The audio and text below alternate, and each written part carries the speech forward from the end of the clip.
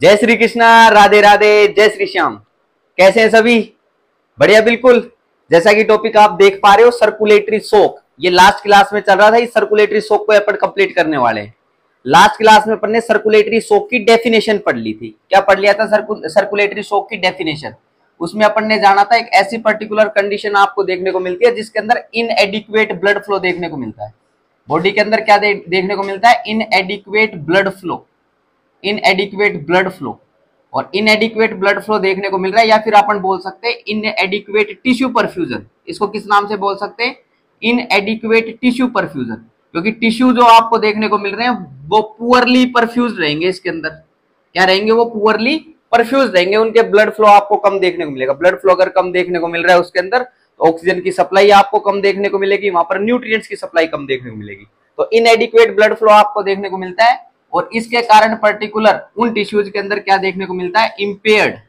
Impaired metabolism नजर आता है, जो उनकी सेल्स देखने को मिलता है। Impaired cellular metabolism. तो एक ऐसी पर्टिकुलर लाइफ थ्रेटनिंग कंडीशन के बारे में अपन डिस्कस कर रहे हैं जिसके अंदर क्या देखने को मिलता है? इनएडिक्वेट ब्लड फ्लो देखने को मिलता है, या फिर बोल सकते हैं इनएडिक्वेट टिश्यू परफ्यूजन डेवलप होता है। उसके कारण जो सेल्यूलर मेटाबॉलिज्म जो होता है वो इंपेयर्ड हो जाता है, जिसके अंदर अपने डिस्कस किया था एरोबिक रेस्पिरेशन ना होकर एनएरोबिक रेस्पिरेशन के अंदर चलेगा, जिसमें लैक्टिक एसिड का फॉर्मेशन आपको देखने को मिलता है। ये पॉइंट अपन ने जान लिया था। फिर पर्टिकुलर अपन ने इसके बारे में क्या पॉइंट डिस्कस किए थे? इसके बारे में अपन ने पॉइंट डिस्कस करे थे जिसके अंदर अपन ने स्टेजेस डिस्कस करी थी। क्या डिस्कस की थी? स्टेजेस अपन ने डिस्कस करी थी। और अगर अपन बात करें शॉक की, इसकी स्टेजेस की अगर बात करें तो स्टेजेस पर्टिकुलर क्या क्या देखने को मिलती है? स्टेजेस की अगर बात करें तो 3 स्टेजेस आपको देखने को मिलती है। पहली जो स्टेज होती है उसको अपन किस नाम से जानते हैं? उसको अपन जानते हैं कंपनसेटरी। किस नाम से जानते हैं? कंपनसेटरी स्टेज के नाम से जानते हैं। और यही पर्टिकुलर स्टेज जो है ये सबसे स्टार्टिंग के अंदर आपको देखने को मिलती है। ये भी अपन ने पॉइंट डिस्कस कर लिया था। नेक्स्ट पर्टिकुलर अगर बात करें, इसको नॉन प्रोग्रेसिव स्टेज के नाम से भी जानते हैं। किस नाम से? Non progressive. तो एक तो कंपनसेटरी, नॉन प्रोग्रेसिव। नेक्स्ट अगर बात करें सेकंड स्टेज जो अपन ने डिस्कस करी थी उसको अपन जानते हैं प्रोग्रेसिव। किस नाम से जानते हैं? प्रोग्रेसिव स्टेज के नाम से जानते हैं, प्रोग्रेसिव स्टेज। और प्रोग्रेसिव स्टेज के अंदर पर्टिकुलर आपको साइन एंड सिम्टम्स देखने को मिल रहे थे। सीवियरिटी क्या हुई थी? इंक्रीज हुई थी। इधर 10% ब्लड लॉस से ज्यादा देखने को मिलता है, उस स्टेज के अंदर 10% ब्लड लॉस से कम देखने को मिलता है। और थर्ड पर्टिकुलर स्टेज जो अपन ने इसके अंदर जो डिस्कस करी थी उसकी अगर अपन बात करें उसको रिफ्रैक्टरी स्टेज। किस नाम से? रिफ्रैक्टरी स्टेज के नाम से, या फिर पर्टिकुलर अपन इसको एक नाम से और जान सकते हैं, that is irreversible. That is irreversible stage के अंदर अपन ने डिस्कस किया था। तीनों पर्टिकुलर स्टेजेस क्या कर रखी है? अपन ने डिस्कस कर रखी है। पैथोफिजियोलॉजी अपन ने पूरा डिस्कस कर रखा है। ये मैंने बिल्कुल शॉर्ट के अंदर बताया कि अपन ने शॉक के अंदर पढ़ क्या लिया है। पूरा लेक्चर ऑलरेडी अपलोड हो चुका है, वो आप लोग देख सकते हो। अब चलते हैं अपन सर्कुलेटरी शॉक में आगे बढ़ते हैं। Now what we will be discussing? We will be discussing the types of shock. Shock के टाइप्स अपन पढ़ने वाले हैं। सर्कुलेटरी शॉक के टाइप्स अपन स्टार्ट कर रहे हैं। ओके, बेसिकली जनरली अगर अपन बात करें सर्कुलेटरी शॉक की अगर बात करें तो इसमें टाइप्स की अगर अपन बात करें, there are 4 types of shock. कितने प्रकार के शॉक्स अपन पढ़ेंगे? There are 4 types of shock. 4 types of shock अपन पढ़ेंगे। ओके, फर्स्ट पॉइंट की अगर बात करें तो first point is hypovolemic shock. Hypovolemic shock. तो पहला शॉक की क्लासिफिकेशन की अगर बात करें उसमें जो अपन डिस्कस करेंगे वो करेंगे hypovolemic shock. Second particular point जो इसके अंदर अपन डिस्कस करने वाले हैं वो अपन डिस्कस करने वाले हैं, that is known as cardiogenic shock. क्या डिस्कस करने वाले हैं? Cardiogenic shock. एक तो हाइपोवोलेमिक शॉक डिस्कस करेंगे, एक डिस्कस करेंगे cardiogenic shock. Third particular shock जो इसके अंदर अपन डिस्कस करने वाले हैं, थर्ड शॉक, उसकी अगर अपन बात करें उसको डिस्ट्रीब्यूटिव शॉक के नाम से जानते हैं। किस नाम से जानते हैं उसको? डिस्ट्रीब्यूटिव शॉक के नाम से जानते हैं, डिस्ट्रीब्यूटिव शॉक। और इस डिस्ट्रीब्यूटिव शॉक को एक नाम से और जानते हैं, इसी को अपन वैसोजेनिक शॉक के नाम से भी अपन जानते हैं। किस नाम से? Vasogenic shock. तो थर्ड टाइप का शॉक पर्टिकुलर अपन डिस्कस कर रहे हैं जिसको डिस्ट्रीब्यूटिव शॉक या फिर वैसोजेनिक शॉक के नाम से जानते हैं। फोर्थ टाइप का शॉक जो अपन आज की क्लास में जो डिस्कस करने वाले हैं उसकी अगर अपन बात करें तो फोर्थ टाइप का जो शॉक होता है उसको ऑब्स्ट्रक्टिव शॉक के नाम से जानते हैं। किस नाम से जानते हैं? Obstructive shock. Obstructive shock. तो अगर बात करें generally there are 4 types of shock. कितने प्रकार के शॉक? 4 प्रकार के शॉक आपको देखने को मिलते हैं। Hypovolemic shock, cardiogenic shock, distributive और you can say vasogenic shock, and next and last one is obstructive type of shock. ये 4 प्रकार के शॉक देखने को मिलते हैं। हाइपोवोलेमिक शॉक की अगर बात करें, इसको एक नाम से और जानते हैं, इसको अपन जानते हैं also known as cold shock. इसको किस नाम से जानते हैं? इसको अपन कोल्ड शॉक के नाम से भी जानते हैं। तो आपसे कोई पूछ ले कि कोल्ड शॉक क्या होता है, तो hypovolemic shock is also known as cold shock. ये पॉइंट आप इसके अंदर ध्यान रख सकते हो। ओके, अब अपन एक एक के बारे में अपन पूरा डिस्कशन करेंगे। हाइपोवोलेमिक क्या है, कार्डियोजेनिक क्या है।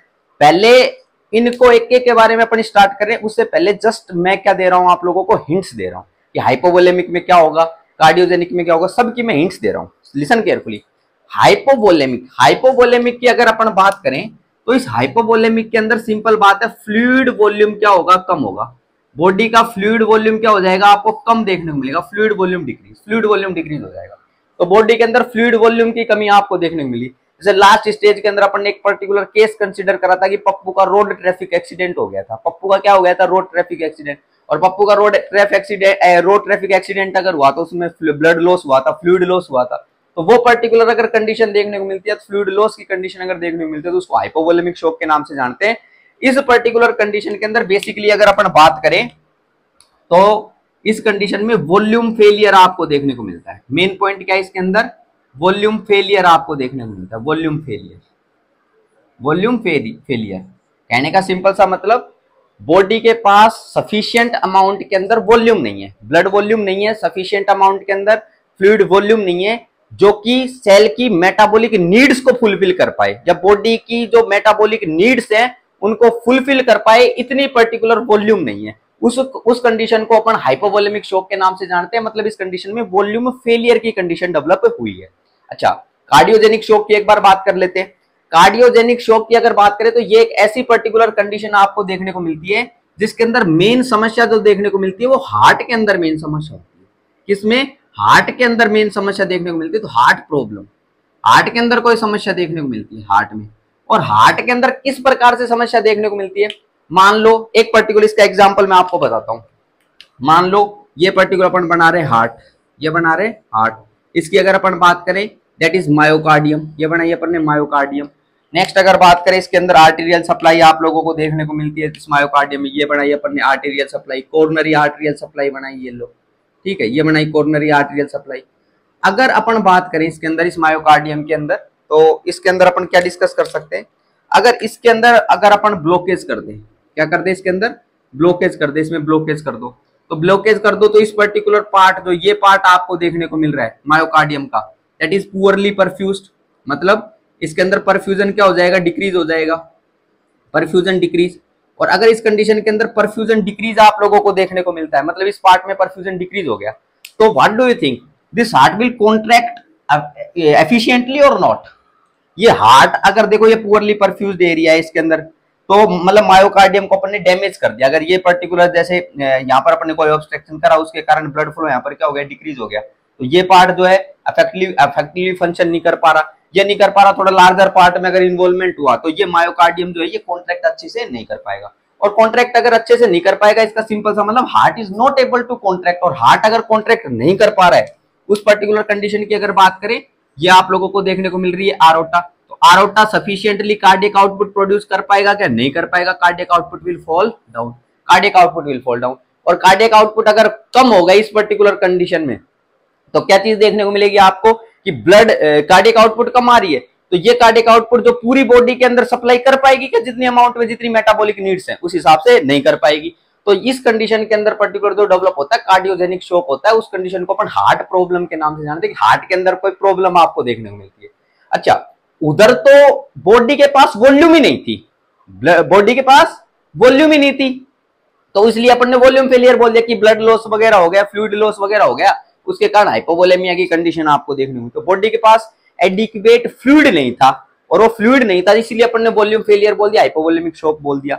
लेकिन इधर फ्लूइड तो है बॉडी के पास, लेकिन ये हार्ट क्या कर पा रहा है, पंप नहीं कर पा रहा। Heart has failed as a pump, heart has failed as a pump, heart जो है वो फेल्ड हो गया है पंप करने के लिए, क्योंकि हार्ट में प्रॉब्लम आपको देखने को मिलती है।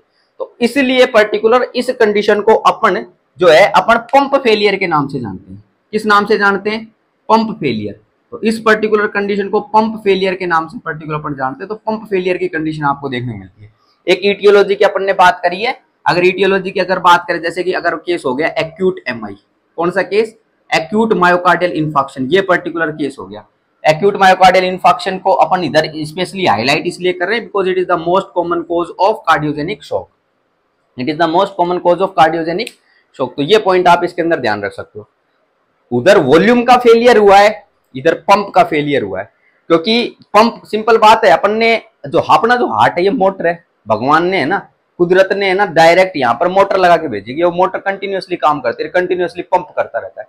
लेकिन अगर इसमें कोई समस्या आ गई, इस मोटर में खराबी आ गई, तो कार्डियक आउटपुट नहीं आएगा, और कार्डियक आउटपुट अगर नहीं आएगा तो उस कंडीशन में जितनी रिक्वायरमेंट है बॉडी की जो जितनी रिक्वायरमेंट है वो फुलफिल नहीं होगी। तो ये पॉइंट आप इसके अंदर ध्यान रख सकते हो। इसके अंदर पंप फेलियर की कंडीशन आप लोगों को देखने मिलती है। डिस्ट्रीब्यूटिव शॉक की बात करते हैं या वेसोजेनिक शॉक की एक बार बात कर लेते हैं। इसकी अगर अपन बात करें तो इस पर्टिकुलर कंडीशन में मेनली आपको क्या देखने को मिलेगा, इस कंडीशन के अंदर मेनली देखो क्या चीज देखने को मिलेगी। मान लो इस कंडीशन में जो वॉल्यूम है, वो वॉल्यूम नॉर्मल है, वॉल्यूम क्या है, नॉर्मल है। पंप जो है, पंप भी नॉर्मल है, वॉल्यूम नॉर्मल है और पंप भी नॉर्मल है, ये दोनों चीज क्या है, नॉर्मल है, मतलब अच्छी तरीके से काम कर रही है।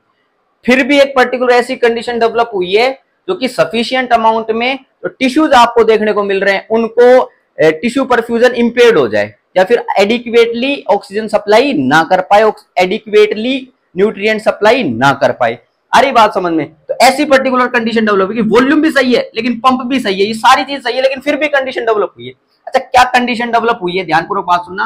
Capacity increases, capacity of blood vessel, capacity of blood vessel increases, capacity of blood vessel increases, कि ब्लड वेसल की कैपेसिटी क्या हो गई है, इंक्रीज हो गई है।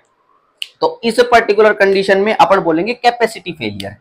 क्या बोलेंगे, कैपेसिटी फेलियर, कैपेसिटी फेलियर। तो इस कंडीशन को बोलेंगे कैपेसिटी फेलियर। तीन पर्टिकुलर नाम ध्यान रखना, इधर वॉल्यूम फेलियर, इधर पंप फेलियर, इधर कैपेसिटी फेलियर, और इधर ब्लड वेसल की पर्टिकुलर कैपेसिटी क्या हो गई है, बढ़ गई है। या फिर कैपेसिटी की एक बार बात करें, देखो नॉर्मली अगर अपन डिस्कशन करना चाहें इसके अंदर नॉर्मल तरीके से, तो जितनी पर्टिकुलर ब्लड वॉल्यूम, जैसे अगर कार्डियक आउटपुट की बात करें तो 5 लीटर पर मिनट अपन कंसिडर करते हैं, ठीक है। वो 5 लीटर के समथिंग ब्लड जो है वो पूरी आपकी ब्लड वेसल्स के अंदर पूरी तरीके से भरा हुआ है, वो अरे बात समझो, पूरी तरीके से भरा हुआ है आपके सर्कुलेटरी सिस्टम में। लेकिन अगर सर्कुलेटरी सिस्टम को आप डायलेट कर दो, किसको डायलेट कर दो, सर्कुलेटरी सिस्टम को डायलेट कर दो। अगर डायलेट कर दिया उस कंडीशन के अंदर कैपेसिटी क्या हो गई, बढ़ गई, और कैपेसिटी अगर बढ़ गई, वो डायलेट हो गया, कैपेसिटी बढ़ गई, तो पर्टिकुलर वो एडिक्वेटली फ्लूइड को फ्लो नहीं कर पाएगा इस कंडीशन में, तो अपन इसको बोलेंगे कैपेसिटी फेलियर। तो थर्ड पॉइंट जो है दैट इज कैपेसिटी फेलियर। अरे बात समझ, अपन ने इस कंडीशन के अंदर मान लो वैसोडाइलेशन की कंडीशन डेवलप हो गई। क्या कंडीशन डेवलप होगी, वैसोडाइलेशन की। तो वैसोडाइलेशन की कंडीशन अगर डेवलप हो गई तो नॉर्मल टिश्यूज को पर्टिकुलर क्या चाहिए, नॉर्मल टिश्यूज को चाहिए कि ब्लड जो है, ब्लड वेसल्स नॉर्मल तरीके से रहे, नॉर्मल तरीके से फ्लो कर पाए। लेकिन इधर कंडीशन क्या डेवलप होगी, कैपेसिटी फेलियर में। जैसे एग्जांपल के तौर पर अगर चलें, मान लो ब्लड वेसल्स डायलेट हो गया, अपन कॉजेज वगैरह सब डिस्कस करेंगे, लेकिन अभी पॉइंट अपन समझ रहे हैं कि क्या कंडीशन डेवलप हो गई, वैसोडाइलेशन कंडीशन डेवलप हो गई। कौन सी कंडीशन, वैसोडाइलेशन कंडीशन डेवलप हो गई।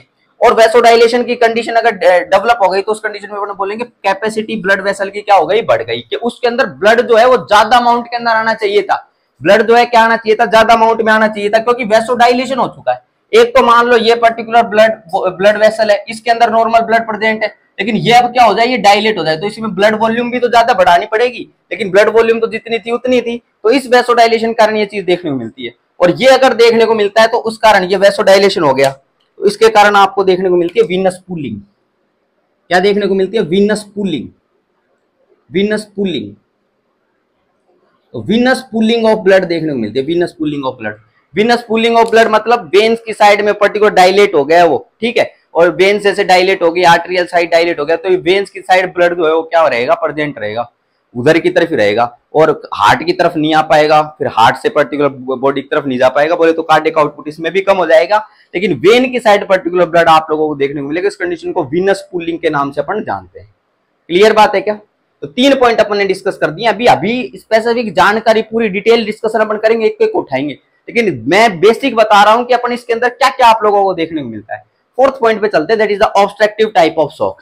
That is the obstructive type of shock. Obstructive type of shock की अगर बात करें, इस कंडीशन की अगर बात करें, ध्यानपूर्वक बात सुनना, इस कंडीशन में वॉल्यूम नॉर्मल है, वॉल्यूम क्या है, नॉर्मल, वॉल्यूम क्या है, नॉर्मल, वॉल्यूम नॉर्मल है, नेक्स्ट अगर बात करें जो अपना हार्ट है ये भी नॉर्मल है, बोले तो पंप भी सही तरीके से काम कर रहा है, पंप भी नॉर्मल है। क्लियर बात है क्या? नेक्स्ट पर्टिकुलर मतलब हार्ट में कोई समस्या नहीं थी, पंप नॉर्मल तरीके से। लेकिन ये अगर बात करें इसकी वॉल्यूम की, ये कैपेसिटी की एक बार बात करते थे, कैपेसिटी, तो इस कंडीशन में कैपेसिटी भी नॉर्मल, इस कंडीशन में कैपेसिटी भी नॉर्मल, सारी चीज नॉर्मल हो गई। सर फिर भी क्या ये शॉक डेवलप हो सकता है, ऑब्स्ट्रक्टिव टाइप का शॉक? सब तो चीजें नॉर्मल बता रहे हो सकता है भाई। कैसे डेवलप हो सकता है? अगर इस कंडीशन की अगर अपन बात करें तो ऐसी चीज डेवलप हो जाए बॉडी के अंदर, ये तीनों चीजें नॉर्मल है, ये सारी चीजें नॉर्मल है, लेकिन ऐसी चीजें कुछ डेवलप हो जाए जो कि ऑब्स्ट्रक्शन का काम करे। क्या करे? ऑब्स्ट्रक्शन का, कि जो ब्लड फ्लो जो हो रहा है उसको ऑब्स्ट्रक्ट कर दे, ब्लड फ्लो जो हो रहा है उसको क्या कर दे? ऑब्स्ट्रक्ट कर दे। और अगर ऑब्स्ट्रक्ट कर देंगे ब्लड फ्लो को तो एडिक्वेटली टिश्यू परफ्यूजन मेंटेन नहीं रहेगा। क्या क्या कंडीशन पर्टिकुलर हो सकती है जो कि ऑब्स्ट्रक्टिव शॉक को कॉज करती है? इसकी अगर अपन बात करें तो कॉजेज पे चलते हैं एक बार, ऑब्स्ट्रक्टिव शॉक के कॉजेज पर, ऑब्स्ट्रक्टिव शॉक के कॉजेज के ऊपर अपन चलते हैं एक बार। कॉजेज पे क्या क्या कॉजेज हो सकते हैं जो कि कई मतलब कई ऑब्स्ट्रक्शन कर दें, और ऑब्स्ट्रक्शन करने के बाद पर्टिकुलर क्या रहे? एडिक्वेट टिश्यू परफ्यूजन मेंटेन ना रहे। तो ऑब्स्ट्रक्टिव शॉक पे चलते हैं, कॉजेज की एक बार बात कर लेते हैं। कॉजेज की अगर अपन बात करें तो पहला पर्टिकुलर कॉज पढ़ना, that is pulmonary emboli, pulmonary emboli. तो first cause is pulmonary emboli, और पल्मोनरी इम्बोलाई को सबसे पहले लिखा है because it is the most common cause of obstructive type of shock, is the most common, it is your MCQ कि most common cause क्या है ऑब्स्ट्रक्टिव शॉक का? That is the pulmonary emboli. Pulmonary emboli की एक बार बात कर लेते हैं। कोई पर्टिकुलर क्लॉट बना बॉडी के अंदर, और वो क्लॉट वहां से डिसलोकेट होकर टूट कर कहां गया? पल्मोनरी आर्टरी में गया, और पल्मोनरी आर्टरी में जाके अटक गया। क्या गया? पल्मोनरी आर्टरी में जाके अटक गया। तो पल्मोनरी इम्बोलाई के कारण ऑब्स्ट्रक्शन पर्टिकुलर डेवलप हो गया, और पल्मोनरी आर्टरी में जाके पर्टिकुलर अगर वो रुक गया तो पल्मोनरी आर्टरी से जो ब्लड पर्टिकुलर जाना चाहिए था, किस तरफ जाना चाहिए था? पल्मोनरी आर्टरी से ब्लड किधर जाना चाहिए था? लंग्स की तरफ जाना चाहिए था, और लंग्स से ब्लड किधर जाना चाहिए था? Left side of the heart.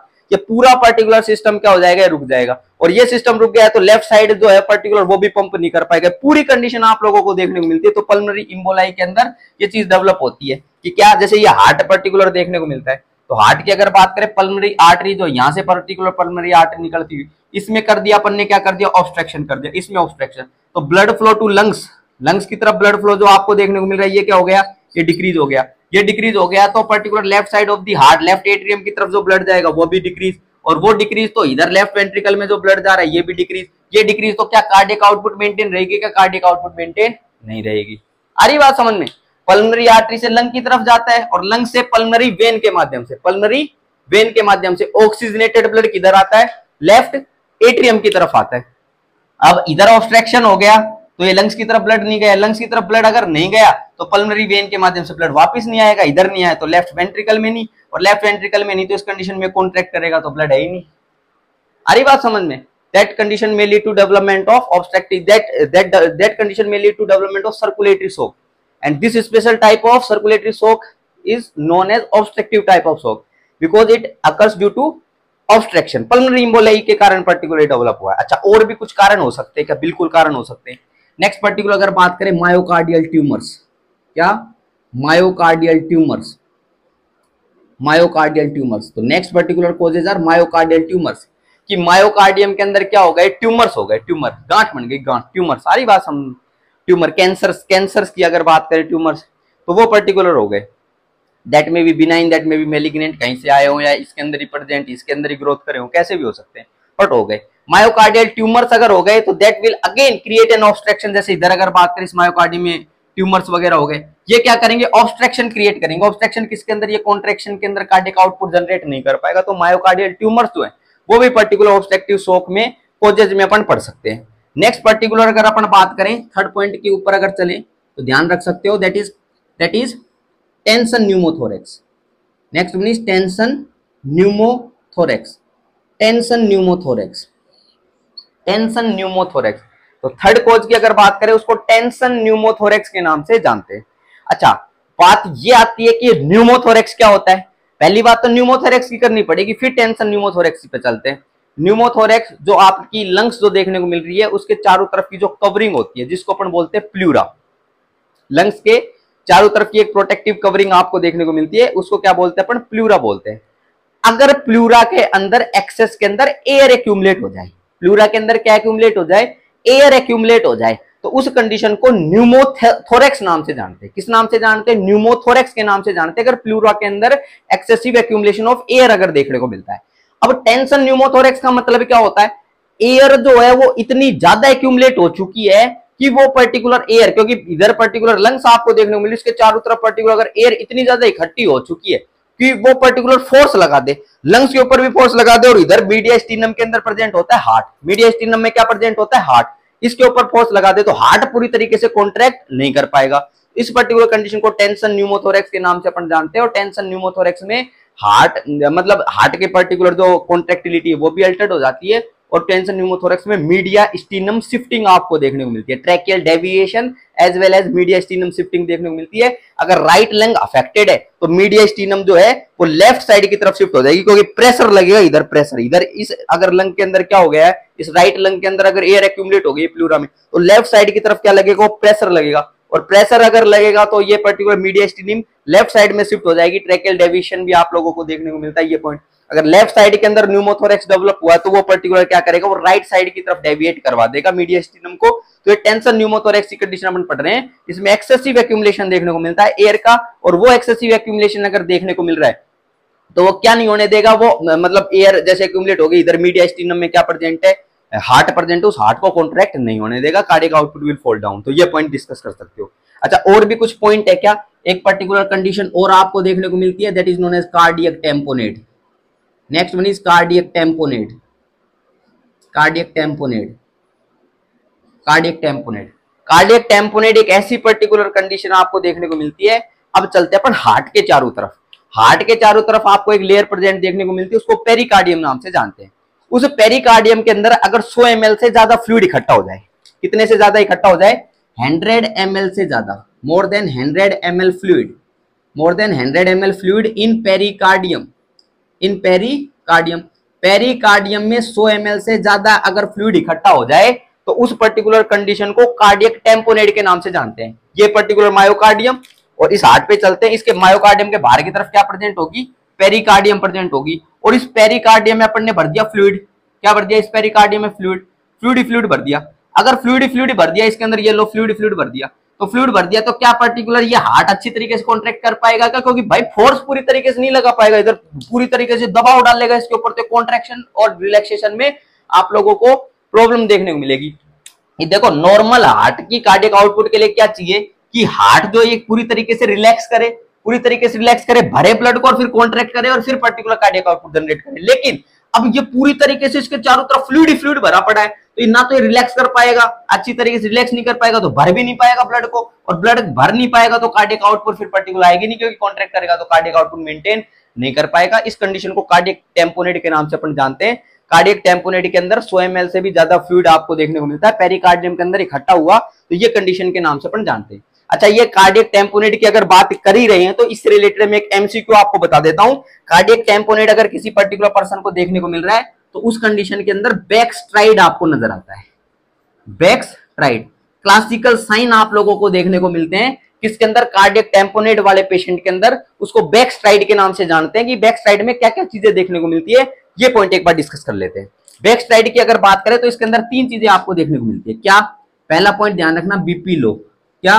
BP low. और बीपी लो क्यों देखने को मिल रहा है? क्योंकि कार्डियक आउटपुट क्या हो चुकी है? कम हो चुकी है। कार्डियक आउटपुट कम हो चुकी है क्योंकि अच्छी तरीके से फोर्स नहीं लगेगा, तो उस कारण से ब्लड प्रेशर कम आप लोगों को देखने को मिलता है।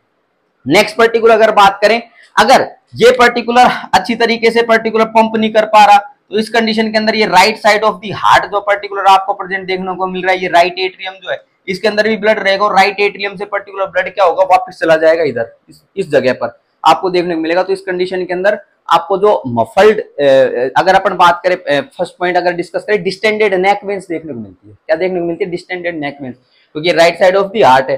Right side of the heart की अगर अपन बात करें, इधर right side of the heart में क्या चीज आती है? इधर से डीऑक्सीनेटेड ब्लड आता है superior vena cava, inferior vena cava से, तो ये ब्लड पर्टिकुलर वापस चला जाता है इधर, क्योंकि आगे काम ही नहीं आ रहा ब्लड, क्योंकि पंप ही नहीं कर पा रहा। तो इस कंडीशन में पूरा ब्लड या सर्कुलेटरी सिस्टम पूरा फेल हो जाता है, तो इधर से पर्टिकुलर ब्लड जो जाएगा वो कहाँ चला जाएगा?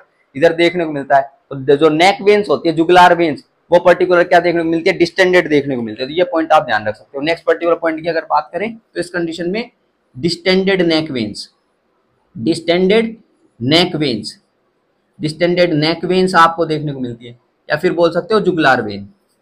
क्या बोल सकते हो? जुगुलार वेन। और इसके अंदर अगर जुगुलार वेन के अंदर ये ब्लड भरा हुआ रहेगा तो जब जुगुलार वीनस प्रेशर आप मेजर करोगे तो जुगुलार वीनस प्रेशर आपको बढ़ा हुआ देखने को मिलेगा। जेवीपी क्या रहेगा? बढ़ा हुआ देखने को मिलेगा, जुगुलार वीनस प्रेशर बढ़ा हुआ देखने को मिलेगा। तो बैक साइड में पहला पॉइंट डिस्कस किया, बीपी लो कार्डियक आउटपुट के कारण अभी पूरी तरीके से फोर्स लगा रहा है तो right side of the heart भी कॉन्ट्रैक्ट नहीं कर सकता, left side of the heart भी कॉन्ट्रैक्ट नहीं कर सकता। तो इस कंडीशन में फ्लूइड इस एरिया के अंदर भरा रहेगा और पर्टिकुलर अगर जा नहीं रहा है तो पर्टिकुलर जो भी आपको देखने को मिल रहा है इधर, जैसे right side of the heart है, इधर से पर्टिकुलर कहां आएगा? नेक वाले रीजन के अंदर देखने को मिलेगा। Distended neck veins as well as jugular vein distension आप लोगों को देखने को मिलता है। जुगुलार वीनस प्रेशर जो होता है वो क्या हो जाता है? बढ़ जाता है बैक साइड में। थर्ड पर्टिकुलर पॉइंट के ऊपर अपन चले इसके अंदर, तीसरे क्लासिकल साइन की अगर बात करें, यहां पर आप लोगों को देखने को मिलता है इस कंडीशन में muffled heart sound, muffled heart sound, muffled heart sound, muffled heart sound. Muffled heart sound को डिस्टेंट हार्ट साउंड के नाम से भी अपन जान सकते हैं। डिस्टेंट, डिस्टेंट, डिस्टेंट, ध्यान देना, एक शब्द यूज कर रहा हूं, डिस्टेंट, मफल्ड, या फिर अपन बोल सकते हैं डिस्टेंट। इस कंडीशन में होगा क्या? इसका मतलब क्या होता है कि पेरिकार्डियम के अंदर पूरी तरीके से फ्लूइड भर चुका है, 100 ml से भी ज्यादा अगर भर चुका है, तो जब आप ऑस्कल्टेट करोगे इस हार्ट को, तो जब ऑस्कल्टेट करोगे तो आपको लगेगा कि जो हार्ट है वो बहुत दूर जा चुका है। क्यों? क्योंकि बीच में क्या गया है? फ्लूइड आ गया है। बीच में कितना ml फ्लूइड? 100 ml fluid. तो इतना फ्लूइड आ गया तो पर्टिकुलर आप जब इसको ऑस्कल्टेट करोगे, जब हार्ट बीट सुनने की कोशिश आप लोग करोगे, हार्ट साउंड सुनने की कोशिश करोगे, तो आपको पता चलेगा कि उस कंडीशन के अंदर जो हार्ट जो है वो क्या हो गया? वो बहुत दूर चला गया है, ऐसे आप लोगों को लगेगा। क्योंकि इसके अंदर जो हार्ट साउंड्स आपको सुनाई देंगी उनकी जो पर्टिकुलर कंसिस्टेंसी जैसी आती है वो क्या हो जाएगी? कम हो जाएगी। तो ये पॉइंट आप लोग इसके अंदर क्या कर सकते हो? ध्यान रख सकते हो। हार्ट साउंड्स आप लोगों को जब दूर से आप लोग सुनते हो तो कम आप लोगों को सुनाई देती हैं, तो ये पॉइंट इसके अंदर ध्यान रख सकते हो। मफल्ड हार्ट साउंड, सिंपल बात है, पहले नॉर्मल तरीके से ऑस्कल्टेट कर रहे थे, इसको लगा के आराम से नॉर्मल सुनाई दे रहा था सब कुछ, लेकिन इसमें बीच में अपन ने फ्लूइड भर दिया। क्या भर दिया? फ्लूइड भर दिया, और फिर पर्टिकुलर सुन रहे हो तो ऐसा नहीं लगेगा कि हार्ट दूर चला गया है। अरे बात समझ, तो ये चीज देखने को मिलेगी, that is known as muffled heart sound, और you can say distant heart sound. तो बैक साइड में तीन चीजें पर्टिकुलर आप लोगों को नजर आती हैं, ये आप लोग क्या कर सकते हो? याद कर सकते हो। अभी तक अपन ने hypovolemic shock, cardiogenic shock, distributive shock, obstructive shock, इनका जनरल इंट्रोडक्शन पर्टिकुलर अपन ने डिस्कस कर लिया है। आ रही क्या बात समझ में? अगर इसकी अगर बात करें तो वॉल्यूम फेलियर, कार्डियोजेनिक की अगर बात करें तो पंप फेलियर, डिस्ट्रीब्यूटिव की अगर बात करें कैपेसिटी फेलियर जिसमें कैपेसिटी बढ़ गई, ऑब्स्ट्रक्टिव की अगर बात करें इसके अंदर ऑब्स्ट्रक्शन डेवलप होता है। ये पॉइंट आप इसके अंदर डिस्कस कर सकते हो। Am I clear not? इसके कोजेज भी पर्टिकुलर अपन ने डिस्कस कर दिया ऑब्स्ट्रक्टिव शॉक के, तो ये भी अपन ने डिस्कस कर दिए। चलो भाई, अब एक एक शॉक को अपन उठा रहे हैं, एक के बारे में अपन डिस्कस कर रहे हैं। सबसे पहले पॉइंट जो अपन स्टार्ट करते हैं वो करते हैं hypovolemic shock. Are you ready? तैयार हो क्या? हाँ, तो हाइपोवोलेमिक शॉक हेडिंग लगा दो फटाफट। And I have to rough the board. सब बढ़िया चल रहा है?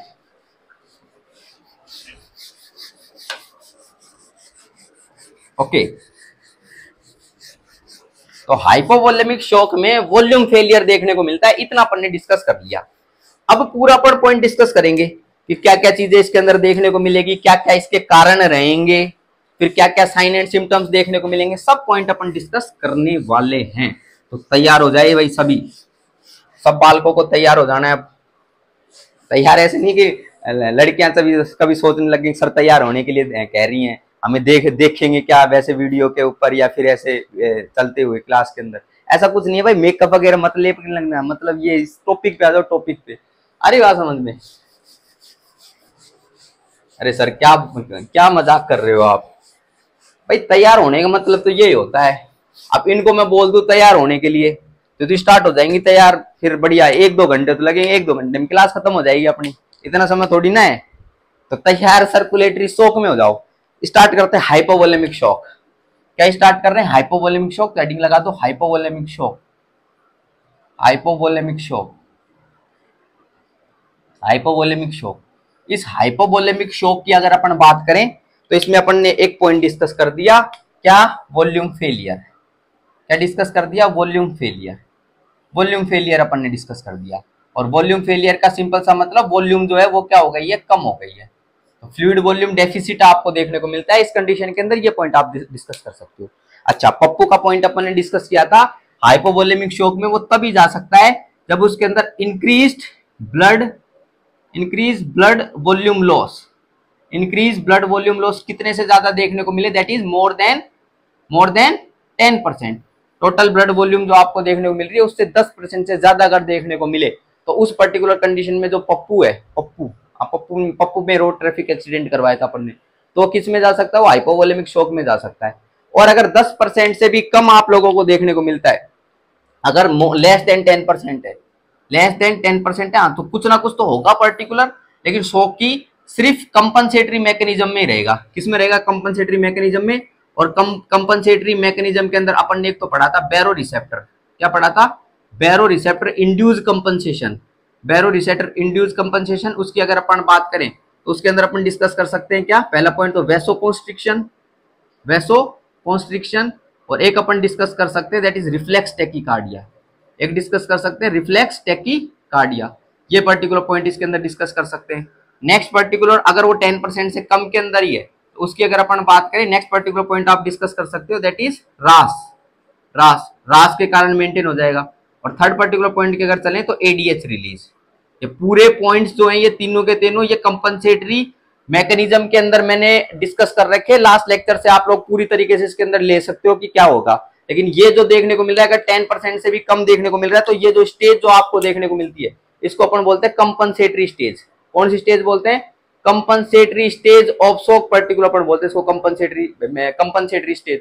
और इस कंपनसेटरी स्टेज के अंदर ये चीज आपको देखने को मिलती है, इनके कारण जो है कंपनसेट हो जाता है। लेकिन अगर 10% से ज्यादा ब्लड लॉस देखने को मिलता है तो उस कंडीशन में हाइपोवोलेमिक शॉक के अंदर पेशेंट जा सकता है। M I really clear or not, okay. Next particular point के ऊपर अपन चलते हैं। इसके अंदर अब जो जानकारी अपन ले रहे हैं वो ले रहे हैं कि pathological conditions related to hypovolemic shock, pathological conditions, pathological condition, pathological condition of hypovolemic shock, of hypovolemic shock. तो हाइपोवोलेमिक शॉक की क्या क्या पैथोलॉजिकल कंडीशन आपको देखने को मिलेंगी वो पर्टिकुलर अपन पॉइंट डिस्कस कर रहे हैं। करें भाई स्टार्ट। अच्छा, इसकी अगर अपन बात करें तो पहला पर्टिकुलर पॉइंट ध्यान रखना, पहला पॉइंट ध्यान रखना, हेमरेजिक शॉक। क्या, haemorrhagic shock, haemorrhagic shock.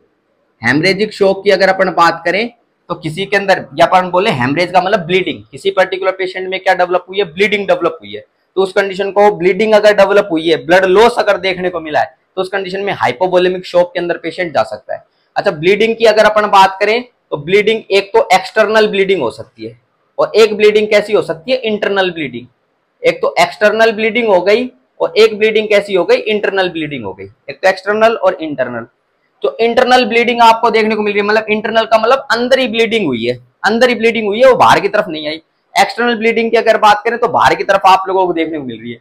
Internal bleeding को एक नाम से और जानते हैं, इसको अपन बोलते हैं कंसील्ड हेमरेज। किस नाम से जानते हैं, कंसील्ड हेमरेज, इसको जानते हैं कंसील्ड हेमरेज के नाम से। तो कंसील्ड हेमरेज की कंडीशन हुई। एक्सटर्नल हेमरेज की अगर बात करें इसको अपन जानते हैं रिवील्ड हेमरेज। किस नाम से जानते हैं, रिवील्ड हेमरेज के नाम से जानते हैं। तो रिवील्ड हेमरेज की कंडीशन आपको देखने को मिली। अरे बात समझ में, अगर ब्लीडिंग आप लोगों को देखने को मिलती है, जैसे कि अगर बात करें इस एक्सटर्नल या रिवील्ड हेमरेज की अगर बात करें तो अगर इसके कोज की अगर बात करें तो रोड ट्रैफिक एक्सीडेंट। क्या, रोड ट्रैफिक एक्सीडेंट। किसी को रोड ट्रैफिक एक्सीडेंट हुआ है, बहुत खतरनाक तरीके से लग गई है, ब्लड लॉस हुआ है, 10% से ज्यादा ब्लड लॉस हो गया, तो उस कंडीशन में क्या डेवलप हो सकता है, हाइपोवोलेमिक शॉक डेवलप हो सकता है। ये पॉइंट ध्यान रख सकते हो। नेक्स्ट अगर बात करें एक्सटर्नल ब्लीडिंग पर्टिकुलर हो सकती है, जीआई ब्लीडिंग हो सकती है। क्या हो सकती है, GI bleeding, GI bleeding, GI bleeding हो सकती है, बिल्कुल एक्सटर्नल ब्लीडिंग हो सकती है, जीआई ब्लीडिंग। जैसे अगर अपन बात करें जैसे कंडीशन की जीआई ब्लीडिंग के अंदर तो क्या क्या पॉइंट अपन डिस्कस कर सकते हैं। किसी पर्टिकुलर पर्सन में डेवलप हुआ, मान लो हिमेटेमेसिस, हिमेटेमेसिस, हिमेटेमेसिस का क्या मतलब होता है, खून की उल्टी। हिमेटेमेसिस का क्या मतलब होता है, खून की उल्टी। एमेसिस का मतलब वोमिटिंग, हीम का मतलब ये ब्लड, तो उल्टी के अंदर खून आ रहा हो। नेक्स्ट अगर बात करें हेमरोइड्स के कारण ब्लीडिंग आपको देखने को मिल रही है और सीवियर ब्लीडिंग पर्टिकुलर देखने को मिल रही है, तो ये पर्टिकुलर क्या हो सकते हैं, इसके रीजन हो सकते हैं। एक्यूट पेप्टिक अल्सर डिजीज है, वो भी अगर क्या हो जाए, रप्चर वगैरह हो जाए, तो उस कंडीशन के अंदर भी आपको ब्लीडिंग देखने को मिल सकती है, वो भी पर्टिकुलर क्या हो सकता है, कोज हो सकता है। Generally chronic peptic ulcer disease है, generally that does not produce hypovolemic shock, but acute peptic ulcer disease can produce hypovolemic shock if rupture occurs in that peptic ulcer। ये पॉइंट आप ध्यान रख सकते हो, ओके। इंटरनल कंसील्ड हेमरेज मतलब अंदर haemorrhage हुआ है, अंदर ब्लीडिंग हुई है, तो ब्लड वॉल्यूम तो लॉस हुआ है, उसके कारण हाइपोवोलेमिक शॉक हो सकता है। तो पर्टिकुलर अगर इसकी अगर अपन बात करें तो for example just remember that is hemoperitoneum, hemoperitoneum, hemoperitoneum. Hemoperitoneum की अगर बात करें, पेरिटोनियल कैविटी के अंदर ब्लड का लॉस आपको देखने को मिला है, मतलब जो ब्लड है वो किस में आ गया, पेरिटोनियल कैविटी के अंदर आ गया, और उसके अंदर अगर पेरिटोनियल कैविटी में ब्लड आ गया, ब्लड एक्यूमुलेट हो गया, तो जो टोटल जो ब्लड वॉल्यूम थी वो क्या हो गई, डिक्रीज हो गई। तो ये पॉइंट आप ध्यान रख सकते हो। नेक्स्ट पर्टिकुलर अगर बात करें हीमोथोरेक्स, नेक्स्ट कंडीशन की अगर बात करें हीमोथोरेक्स, हीमोथोरेक्स, हीमोथोरेक्स एक ऐसी पर्टिकुलर कंडीशन जिसके अंदर प्लूरा जो होती है ना, प्लूरा, उस प्लूरा के अंदर क्या हो जाए, प्लूरा के अंदर ब्लड आके क्या हो जाए, डिपॉजिट हो जाए, प्लूरा के अंदर ब्लीडिंग आपको देखने को मिले, या प्लूरा के अंदर ब्लड एक्यूमुलेट हो जाए, तो उस कंडीशन को किस नाम से जानते हैं, हीमोथोरेक्स। न्यूमोथोरेक्स अभी अपन ने डिस्कस किया था, न्यूमोथोरेक्स एयर एक्यूमुलेट हो जाए प्लूरा में, और ब्लड अगर एक्यूमुलेट हो जाए तो उसको हीमोथोरेक्स के नाम से पर्टिकुलर अपन जानते हैं। तो हीमोपेरिटोनियम हो गया, हीमोथोरेक्स की अगर बात करें तो ये पर्टिकुलर हो गया। नेक्स्ट अगर अपन बात करें, मान लो स्प्लीनिक रप्चर हो जाए, क्या हो जाए, स्प्लीनिक रप्चर, स्प्लीन रप्चर हो जाए, तो स्प्लीनिक रप्चर के अंदर भी पर्टिकुलर आप लोगों को ब्लीडिंग देखने को मिल सकती है। तो ये भी पॉइंट आप लोग ध्यान रख सकते हो। स्प्लीनिक रप्चर, स्प्लीन जो होता है वो लेफ्ट हाइपोकोंड्रिक रीजन के अंदर लोकेटेड आपको देखने को मिलता है, और नीचे से पर्टिकुलर कोई इंजरी, किसी ने पेल दिया, डुक्का पेल दिया, आ रही बात समझ, बॉक्सिंग कर दी, ऊपर से लग गई, आ रही बात समझ, बॉक्सिंग कर दी, तो पर्टिकुलर ये भी पॉइंट ध्यान रख सकते हो, उसके कारण स्प्लीनिक रप्चर आप लोगों को देखने को मिल सकता है। एक्टोपिक प्रेगनेंसी, क्या एक्टोपिक प्रेगनेंसी, अगर एक्टोपिक प्रेगनेंसी रप्चर हुई हो, ectopic pregnancy rupture, ectopic pregnancy rupture, ये कुछ पर्टिकुलर कोजेज अपन डिस्कस कर रहे हैं जिनके कारण क्या हो सकता है, इंटरनल या कंसील्ड टाइप का हेमरेज डेवलप हो सकता है। तो ये पॉइंट आप इसके अंदर डिस्कस कर सकते हो हेमरेजिक शॉक के अंदर। नेक्स्ट पर्टिकुलर पॉइंट के ऊपर अपन चलते हैं। नेक्स्ट सेकंड जो पर्टिकुलर शॉक अपन डिस्कस कर रहे हैं इसके अंदर, that is surgical shock, that is surgical shock, surgical shock. Surgical shock बोले तो सर्जरी के टाइम पर पर्टिकुलर क्या हो गया, ब्लड लॉस हो गया, सर्जरी चल रही थी और सर्जरी के टाइम पर क्या हो गया, ब्लड लॉस हो गया।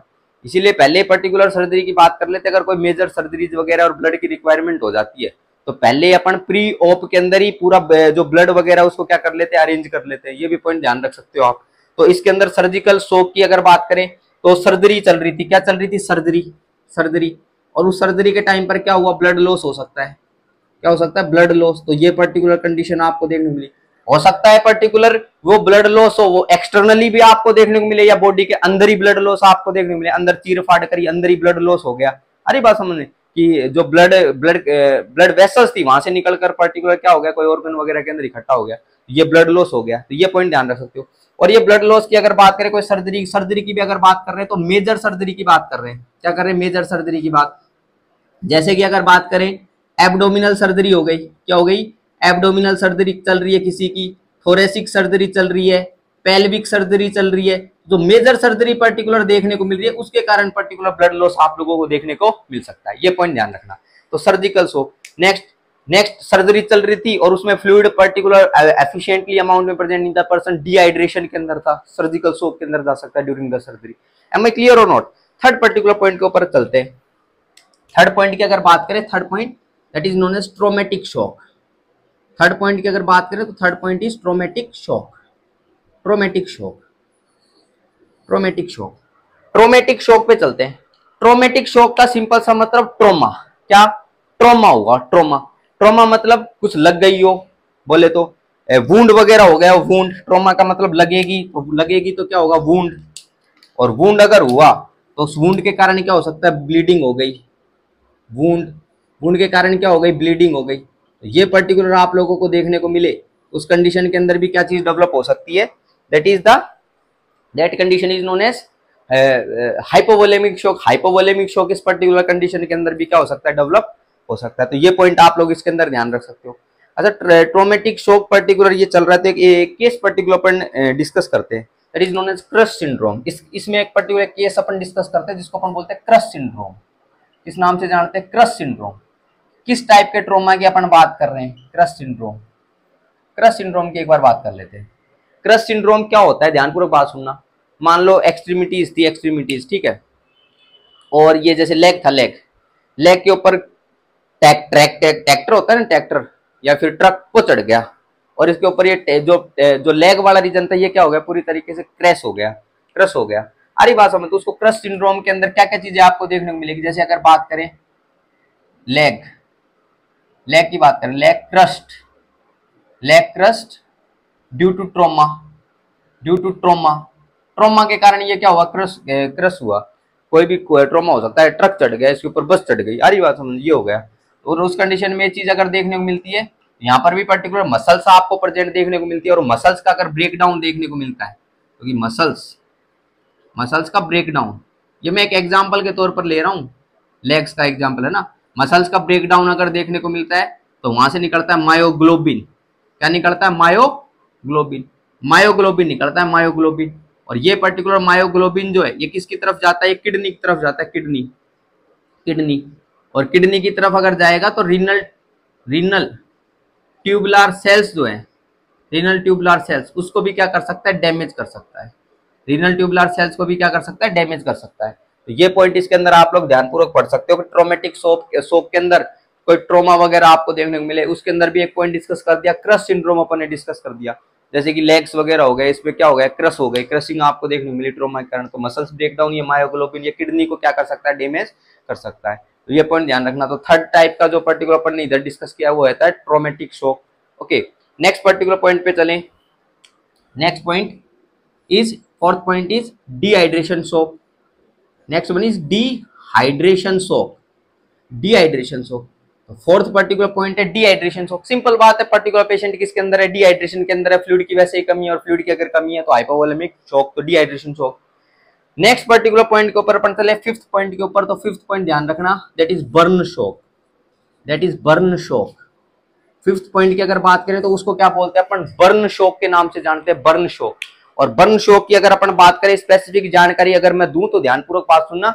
बर्न के अंदर, बर्न हो गया, किसी को जल गया, तो अगर जल गया तो उससे पर्टिकुलर क्या हो सकता है, फ्लूइड का लॉस आपको देखने को मिल सकता है। और बर्न शॉक की अगर बात करें, बर्न शॉक के अंदर प्लाज्मा का लॉस आपको देखने को मिलता है। किसका लॉस देखने को मिलता है, प्लाज्मा का लॉस देखने को मिलता है। स्पेशल बात है भाई, बर्न शॉक के केस के अंदर प्लाज्मा का लॉस देखने को मिलता है। आपको क्या देखने को मिलता है, प्लाज्मा का लॉस देखने को मिलता है बर्न शॉक के अंदर। ये पॉइंट ध्यान रखना। इसीलिए पर्टिकुलर बर्न शॉक की अगर बात करें, इसमें जो ट्रीटमेंट अपन करते हैं बर्न शॉक वाले पेशेंट में, तो अपन ट्रीटमेंट जो करते हैं, ट्रीटमेंट उसकी अगर बात करें तो ट्रीटमेंट के अंदर अपन क्या चढ़ाते हैं, प्लाज्मा। क्या चढ़ाते हैं, इसके अंदर प्लाज्मा चढ़ाते हैं। और प्लाज्मा की अगर बात करें पर्टिकुलर इस कंडीशन के अंदर अपन क्या चीज एडमिनिस्टर कर सकते हैं, अगर ध्यानपूर्वक बात सुनना, एल्ब्यूमिन। क्या कर सकते हो, एल्ब्यूमिन आप एडमिनिस्टर कर सकते हो। डेक्स्ट्रन भी आप एडमिनिस्टर कर सकते हो। एल्ब्यूमिन और डेक्स्ट्रन जो है, इसकी अगर बात करें, ये कोलोइड होते हैं। ये क्या होते हैं, कोलोइड्स होते हैं, कोलोइड्स। और ये पर्टिकुलर प्लाज्मा वॉल्यूम को रिस्टोर करने के लिए अपन ये चढ़ाते हैं, एल्ब्यूमिन, डेक्स्ट्रन वगैरह, ये अपन पर्टिकुलर चढ़ा सकते हैं बर्न शॉक में। तो प्लाज्मा लॉस आपको देखने को मिलता है, ये पॉइंट आप ध्यान रखना।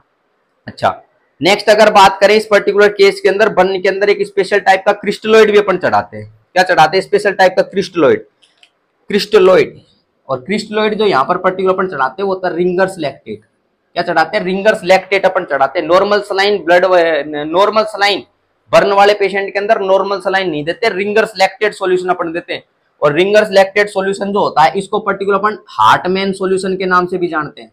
किस नाम से जानते हैं, हार्टमैन सॉल्यूशन। तो रिंगर्स लैक्टेट सॉल्यूशन बोल दो या हार्टमैन सॉल्यूशन बोल दो, डायरेक्ट पर्टिकुलर पॉइंट ध्यान रखना।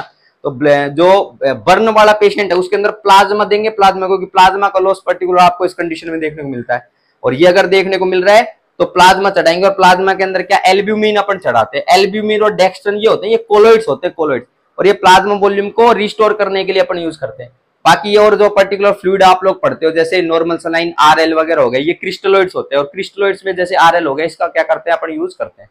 तो ये पॉइंट ध्यान रखना, बर्न शॉक के 5 अलग अलग। अच्छा, ये कंफ्यूजन होगा कि haemorrhagic shock, surgical shock, traumatic shock, dehydration shock, burn shock, इनको कैसे मतलब भूल जाएंगे सर? ये आपने तो बता दिया पूरा, लेकिन हम भूल जाएंगे। तो एक पर्टिकुलर न्यूमोनिक के माध्यम से याद रखना। क्या न्यूमोनिक है,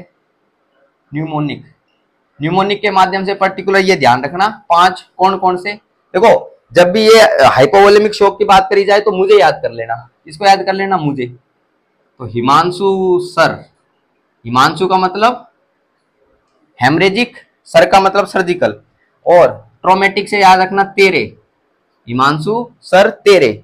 और डी से याद रखना दादा, दादा, और बी से ध्यान रखना भाई, हिमांशु सर तेरे दादा भाई, ये ध्यान रखना, हिमांशु सर तेरे दादा भाई। अरे भाई बड़े भाई हैं और तो क्या, अरे बात समझ, तो दादा भाई हैं, बड़े भाई हैं, दादा भाई चलता है ना। तो हिमांशु सर तेरे दादा भाई, ये याद रखना, ये पॉइंट अपन ने कवर कर लिए। चलो हाइपोवोलेमिक शॉक की एक बार ईटियोलॉजी पे चलते हैं। अरे समझ में आ रहा है क्या, बता दो ईटियोलॉजी पे चलते हैं एक बार। ये क्रश सिंड्रोम को मिटा रहा हूं इधर, ईटियोलॉजी पे स्पेसिफिक में चलता हूं। चलो भाई ईटियोलॉजी पे आ जाओ। क्या क्या कोजेज आपको देखने को मिलते हैं इसके, ईटियोलॉजी कोजेज पे चलते हैं एक बार। कोजेज की अगर अपन बात करें तो इसमें क्या क्या कोजेज देखने को मिलते हैं हाइपोवोलेमिक शॉक में, वो पॉइंट अपन डिस्कस करते हैं। फ्लूइड लॉस करते हैं एक बार। फ्लूइड लॉस में पहला पर्टिकुलर पॉइंट अपन चलें, किसी पर्टिकुलर पर्सन में करवा दो सीवियर वोमिटिंग। क्या करवा दो, सीवियर वोमिटिंग, सीवियर वोमिटिंग करवा दो। फ्लूइड लॉस हुआ क्या, वोमिटिंग के कारण क्या हुआ, फ्लूइड लॉस हुआ, बिल्कुल हुआ। तो सीवियर वोमिटिंग के कारण पर्टिकुलर पर्सन किस में जा सकता है, हाइपोवोलेमिक शॉक में जा सकता है। अब एक सवाल मैं आप लोगों से पूछना चाहता हूं, वोमिटिंग के अंदर बताओ मेटाबॉलिक एसिडोसिस होगा या मेटाबॉलिक एल्कलोसिस होगा, बताओ। वोमिटिंग के कारण मेटाबॉलिक एसिडोसिस होगा या मेटाबॉलिक एल्कलोसिस होगा, बताओ बताओ फटाफट बताओ क्या होगा। अगर वोमिटिंग हुई है और गैस्ट्रिक ओरिजिन की वोमिटिंग है तो उसके अंदर क्या होगा, एसिड कंटेंट क्या हो गया, बाहर चला गया। एसिड कंटेंट बाहर चला गया तो एल्कलाइन जो है वो क्या हो गया, अंदर की तरफ एल्कलाई का एनवायरनमेंट बढ़ गया। तो सीवियर वोमिटिंग के केस में मेटाबॉलिक एल्कलोसिस की कंडीशन आपको नजर आती है। ये भी एमसीक्यू है कि वोमिटिंग के अंदर मेटाबॉलिक एल्कलोसिस आपको देखने को मिलता है। क्लियर बात, सीवियर वोमिटिंग।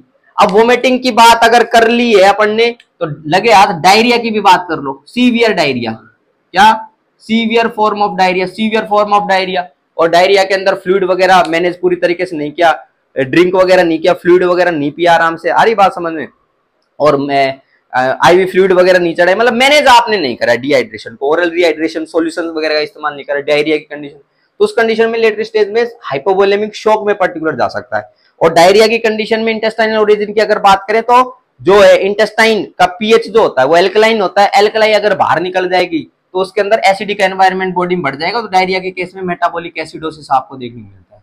ये भी पर्टिकुलर एक एमसीक्यू, ये भी पॉइंट आप ध्यान रख सकते हो। तो severe vomiting, next one is diarrhoea. Next particular अगर बात करें तो नेक्स्ट पर्टिकुलर पॉइंट पे चल सकते हैं, पेनक्रिएटाइटिस। पेनक्रिएटाइटिस, पेनक्रिएटाइटिस की भी पर्टिकुलर इसकी ईटियोलॉजी के अंदर अपन लिख सकते हैं कि पेनक्रिएटाइटिस के कारण हाइपोवोलेमिक शॉक पर्टिकुलर डेवलप होता है। पेनक्रिएटाइटिस का मतलब होता है इन्फ्लेमेशन ऑफ द पेनक्रिया। और उस पेनक्रिएटाइटिस की कंडीशन के अंदर भी पर्टिकुलर अंदर की तरफ क्या देखने को मिलता है, आपको ब्लड लॉस देखने को मिलता है इंटरनल। अच्छा नेक्स्ट पॉइंट के ऊपर अपन चलें, इसके अंदर और पॉइंट क्या अपन डिस्कस कर सकते हैं। Next point is DKA. DKA भाई, DKA can lead to circulatory shock. DKA की अगर अपन बात करें तो डीकेए डायबिटिक कीटोएसिडोसिस के अंदर पर्टिकुलर क्या डेवलप होगा, पॉलीयूरिया। क्या देखने को मिलेगा, पॉलीयूरिया। और पॉलीयूरिया की कंडीशन अगर देखने को मिल रही है तो पॉलीयूरिया के कारण क्या होगा, फ्लूइड लॉस। और फ्लूइड लॉस अगर हो रहा है तो फ्लूइड वॉल्यूम डेफिसिट आपको देखने को मिलेगी, रिजल्ट इनटू हाइपोवोलेमिक शॉक। तो ऐसी पर्टिकुलर कंडीशन जो कि क्या करती हो, पॉलीयूरिया करती हो, वो भी पर्टिकुलर क्या करवा सकती है, हाइपोवोलेमिक शॉक करवा सकती है। तो वो भी पॉइंट आप इसके अंदर लिख सकते हो। ओके नेक्स्ट पर्टिकुलर पॉइंट के ऊपर चलते हैं। नेक्स्ट इटियोलॉजी एक बार इसमें बात कर लेते हैं। नेक्स्ट इटियोलॉजी की अगर अपन बात करें तो थर्ड स्पेसिंग, ध्यान रखना, थर्ड स्पेसिंग। थर्ड स्पेसिंग बोल दो या फिर अपन बोल सकते हैं third space syndrome. Third spacing बोल दो या थर्ड स्पेस सिंड्रोम बोल दो। फॉर एग्जांपल थर्ड स्पेसिंग का मतलब मैं बताता हूँ। ये पर्टिकुलर मैंने बनाई इंटेस्टाइन और इस इंटेस्टाइन में मैंने ये प्रोड्यूस किया ऑब्स्ट्रक्शन। क्या प्रोड्यूस किया, ये ऑब्स्ट्रक्शन। तो किसी केस के अंदर क्या प्रोड्यूस हो गया, इंटेस्टाइनल ऑब्स्ट्रक्शन प्रोड्यूस हो गया है। तो इंटेस्टाइनल ऑब्स्ट्रक्शन की अगर बात करें, अगर इंटेस्टाइनल ऑब्स्ट्रक्शन प्रोड्यूस हो गया है तो थर्ड स्पेसिंग के अंदर क्या होगा, इसके कारण सुनना ध्यानपूर्वक बात, जो ब्लड पर्टिकुलर इसकी तरफ जो जा रहा है वो ब्लड जो है इसकी तरफ, वो पर्टिकुलर इंटरस्टिशियल स्पेसेज के अंदर डिपॉजिट हो जाएगा। इधर क्या चीज देखने को मिलेगी, इंटरस्टिशियल स्पेसेस देखने को मिलेगी। उस इंटरस्टिशियल स्पेसेस के अंदर इसके चारों तरफ क्या हो जाएगा, डिपॉजिट हो जाएगा। इवन तो फ्लूइड जो है पर्टिकुलर वो इंटेस्टाइनल ल्यूमन के अंदर भी देखने को मिलता है। तो उसको अपन थर्ड स्पेसिंग के नाम से अपन जानते हैं। थर्ड स्पेस सिंड्रोम के अंदर आपको क्या देखने को मिलता है, थर्ड स्पेस सिंड्रोम के अंदर शिफ्ट देखने को मिलती है फ्लूइड की, shift of fluid to third space, third space की तरफ शिफ्टिंग आपको देखने को मिलती है। देखो अगर स्पेसेस की बात करें, एक तो एक्स्ट्रा सेलुलर फ्लूइड अपन कंसीडर करते हैं, एक इंट्रा सेलुलर फ्लूइड कंसीडर करते हैं। तो एक तो एक्स्ट्रा सेलुलर की अगर बात करें तो एक्स्ट्रा सेलुलर के अंदर तो अपन कंसीडर करते हैं ब्लड, मेनली ब्लड के अंदर फ्लूइड आपको देखने को मिले। और एक इंट्रा सेलुलर फ्लूइड सेल के अंदर ये पर्टिकुलर। लेकिन थर्ड स्पेस कौन सा होता है? Interstitial space. कौन सा स्पेस? इंटरस्टिशियल स्पेस के अंदर एक्सेस के अंदर फ्लूइड पर्टिकुलर क्या हो जाएगी? इकट्ठा हो जाए। तो उस पर्टिकुलर कंडीशन के अंदर भी आप लोगों को थर्ड स्पेसिंग के अंदर भी आप लोगों को हाइपोवोलेमिक शॉक डेवलप हो सकता है।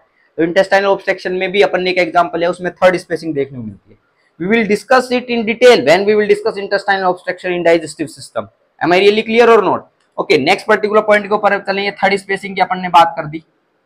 इसके बाद और भी पर्टिकुलर कॉजेज अपन इसके अंदर डिस्कस कर सकते हैं। क्या कॉजेज डिस्कस करें?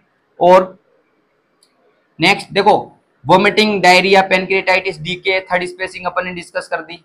इसके अलावा कॉजेज अपन क्या डिस्कस कर सकते हैं इसके अंदर?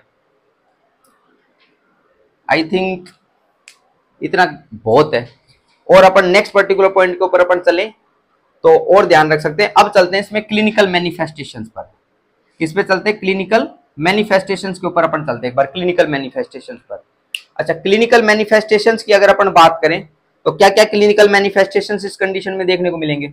ध्यानपूर्वक बात सुनना। देखो, सबसे पहले कार्डियक आउटपुट क्या हो गई है? कम। कार्डियक आउटपुट क्या हो गई है?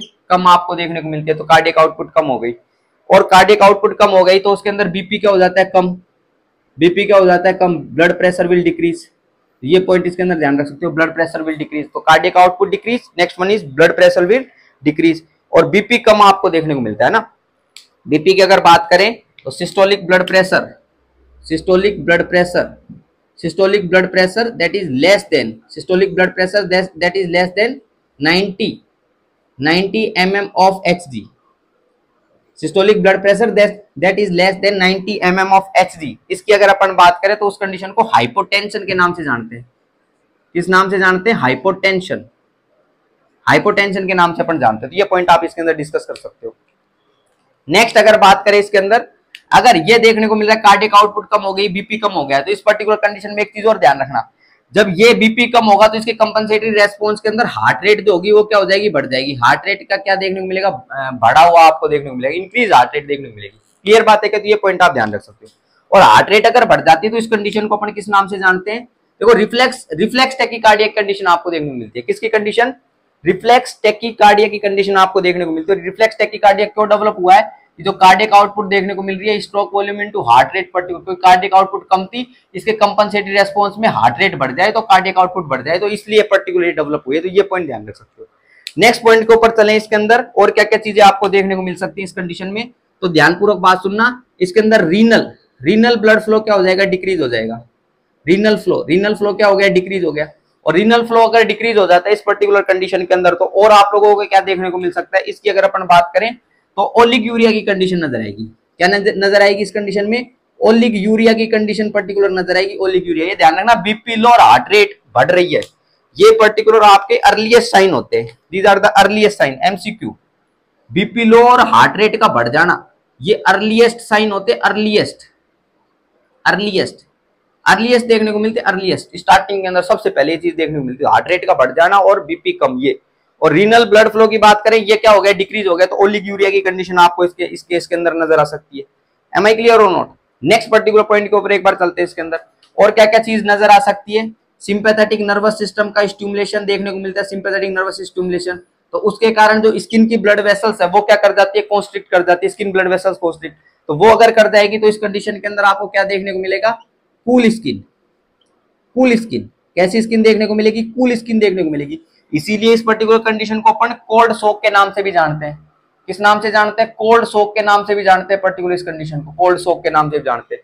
क्यों? क्योंकि सिंपैथेटिक नर्वस सिस्टम जब स्टिमुलेट होता है तो उस पर्टिकुलर कंडीशन में वेसल्स क्या हो जाती है? कॉन्स्ट्रिक्ट हो जाती है। तो इसको अपन किस नाम से जान सकते हैं? कोल्ड शॉक के नाम से जान सकते हैं। कूल स्किन आपको देखने को मिलती है। नेक्स्ट स्पेसिफिक अगर अपन बात करें इसके अंदर, और अपन क्या पॉइंट डिस्कस कर सकते हैं इसमें? अपन पॉइंट डिस्कस कर सकते हैं, सिंपैथेटिक नर्वस सिस्टम अगर स्टिमुलेट हो रही है तो ये पर्टिकुलर क्या करेगी? ये स्वेट ग्लैंड्स को स्टिमुलेट करेगी। इसको स्टिमुलेट करेगी, स्वेट ग्लैंड्स को स्टिमुलेट करेगी। और स्वेट ग्लैंड्स को अगर स्टिमुलेट करेगी तो उस कंडीशन में पसीना आप लोगों को देखने को मिलेगा। और पसीना अगर देखने को मिलेगा तो पूरी स्किन पे पसीना ही पसीना आएगा। तो क्लैमी स्किन आपको नजर आएगी। कैसी स्किन नजर आएगी? क्लैमी स्किन आप लोगों को इसके केस के अंदर नजर आ सकती है। तो क्लैमी स्किन आपको देखने को मिलेगी। तो कूल स्किन देखने को मिलती है, क्लैमी स्किन पर्टिकुलर आप लोगों को इसके अंदर देखने को मिलती है। तो ये पॉइंट आप ध्यान रख सकते हो। और पूरी बॉडी के अंदर हाइपोवोलेमिक शॉक है तो हाइपोक्सिया की कंडीशन आप लोगों को नजर आ सकती है। तो हाइपोक्सिया की कंडीशन अगर नजर आ रही है तो उस कंडीशन में साइनोसिस जैसी भी पर्टिकुलर कंडीशन आपको देखने को मिल सकती है, साइनोसिस। और साइनोसिस की अगर बात करें तो जैसे आप कई कई जगह पे जैसे ईयरलोब हो गए, ईयरलोब के अंदर आप लोगों को साइनोसिस की कंडीशन नजर आ सकती है। नेक्स्ट पर्टिकुलर अगर अपन बात करें फिंगर टिप्स हो गए, ये ब्लूइश आप लोगों को देखने को मिल सकती है। हाइपोक्सिया के कारण ये कंडीशन आपको देखने को मिलती है जिसमें साइनोसिस वगैरह ये चीज डेवलप होती है। नेक्स्ट अगर इसी पर्टिकुलर पर्सन की अगर बात करें तो रेस्टलेसनेस की कंडीशन नजर आती है। किसकी कंडीशन? रेस्टलेसनेस की कंडीशन नजर आती है। हाइपोक्सिया के कारण एक कंडीशन आपको नजर आती है that is known as fatigue, that condition is known as fatigue, थकावट महसूस होती है, रेस्टलेसनेस की कंडीशन नजर आती है।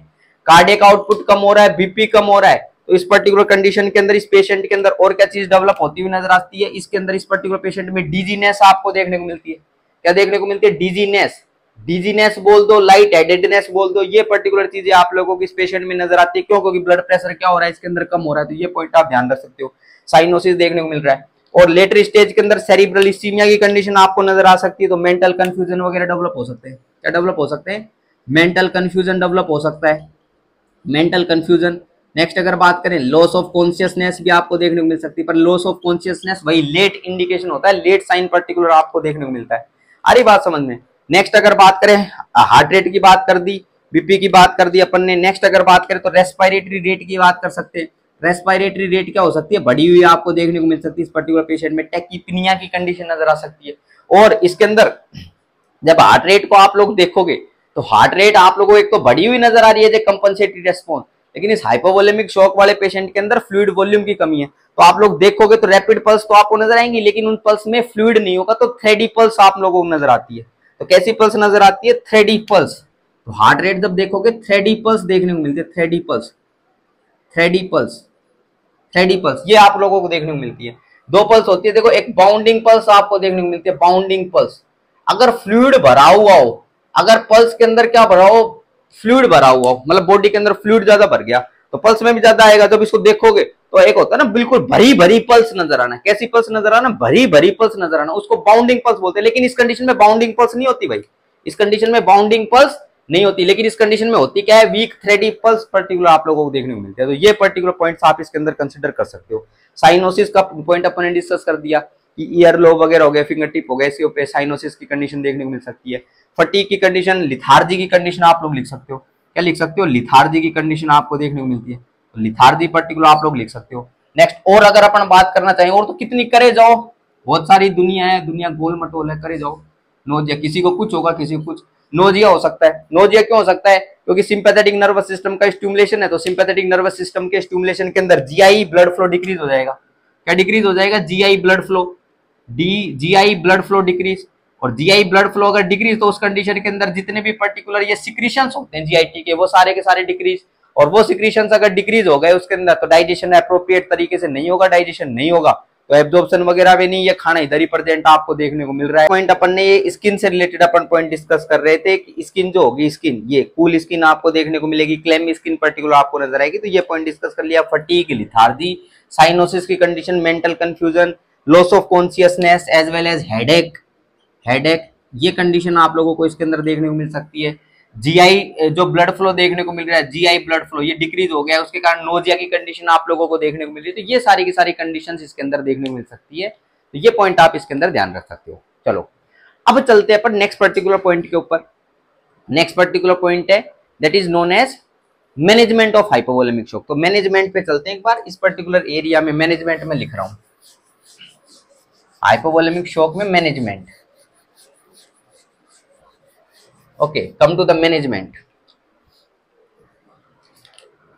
हाइपोवोलेमिक शॉक का एक बार मैनेजमेंट कर देते। ट्रीटमेंट की अगर अपन बात करें तो ट्रीटमेंट जो अपन करते हैं that is blood transfusion, that is blood transfusion is the main treatment in hypovolemic shock, blood transfusion ये पॉइंट। तो ब्लड ट्रांसफ्यूजन जो है ये अपने को करना है किसके अंदर?